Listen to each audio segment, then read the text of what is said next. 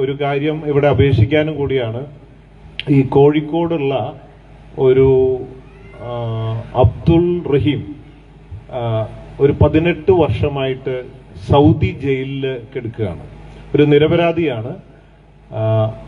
Driver പണിക്ക് അവിടെ അറബിയുടെ വീട്ടിൽ പോയിട്ട്, അവിടെ പോയാൽ പിന്നെ എല്ലാ പണിയും ചെയ്യണമല്ലോ അറബിയുടെ വീട്ടിൽ പോയാൽ, അവിടുത്തെ ഭിന്നശേഷിയായ ഒരു കുട്ടി സുഖമില്ലാതെ കഴുത്തിന് താഴോട്ട് തളർന്നു കിടക്കുന്ന ഒരു കുട്ടിയാണ്.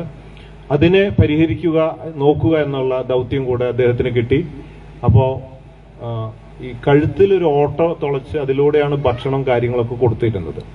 അപ്പോൾ കാറിലേറ്റി ഡ്രൈവ് ചെയ്ത് ഇങ്ങനെ കൊണ്ടുപോകണം. വളരെ കഷ്ടപ്പെട്ട് നോക്കണേ കുട്ടീനെ. അങ്ങനെ നോക്കിക്കൊണ്ടിരിക്കുമ്പോൾ സിഗ്നലിൽ എത്തി കഴിഞ്ഞപ്പോൾ പെട്ടെന്ന് എന്തോ സഡൻ ബ്രേക്ക് ഇട്ടപ്പോൾ കൈ കൊണ്ടു.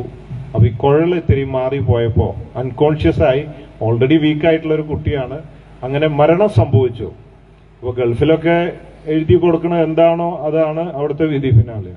അങ്ങനെ 18 വർഷമായിട്ട് ജയിലിലാണ്. ഈ മാസം 16-ാം തീയതി തൂക്കിക്കൊല്ലാൻ വിധിച്ചിരിക്കുകയാണ്. അപ്പൊ എന്റെ മുമ്പിൽ ഇത് വന്നു പെട്ടപ്പോ ഞാൻ ഒന്ന് നോക്കാം, ഒരു ജീവൻ രക്ഷിക്കുക എന്നുള്ളത് വലിയ കാര്യമല്ലേ.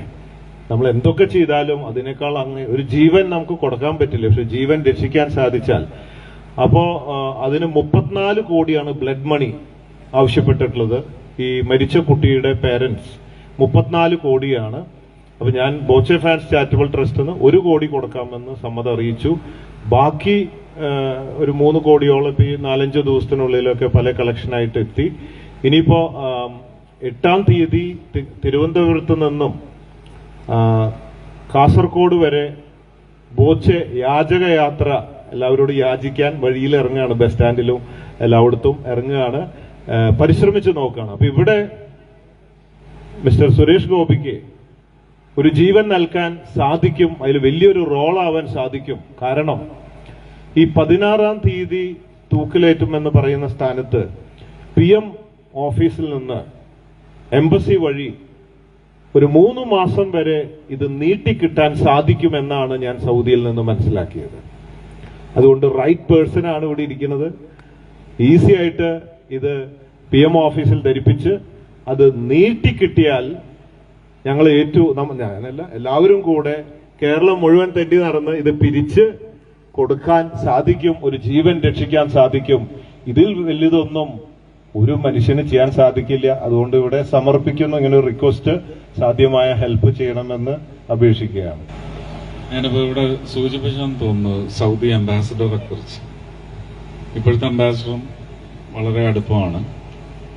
എനിക്ക് ആ പാസ്പോർട്ട് നമ്പറും ആ കേസിന്റെ റെഫറൻസസ് എന്തെങ്കിലും ഉണ്ടെങ്കിൽ ആ നമ്പറും ഒന്ന് തന്നാൽ ആദ്യം ഞാൻ അദ്ദേഹത്തോടൊന്ന് ചോദിക്കട്ടെ. നമുക്ക് ഒന്ന് പെർമിയേറ്റ് ചെയ്യാനുള്ള സാധ്യതയുണ്ടെന്ന്. കാരണം ഇത് അവിടുത്തെ ഇന്റീരിയർ മിനിസ്ട്രിയുമായിട്ട് PMOയ്ക്കല്ല, നമ്മുടെ എക്സ്റ്റേണൽ അഫയേഴ്സിന് മാത്രമേ ബന്ധപ്പെടാൻ സാധിക്കൂ. അവിടുത്തെ ഇന്റീരിയർ മിനിസ്ട്രിയിൽ നമുക്ക് അംബാസിഡർക്ക് കടക്കാനൊക്കത്തില്ല. അപ്പൊ അദ്ദേഹവുമായിട്ടൊന്ന് സംസാരിച്ച് ഞാനൊന്ന് നോക്കാം. ഒന്ന് തന്നാൽ ഇനിയിപ്പം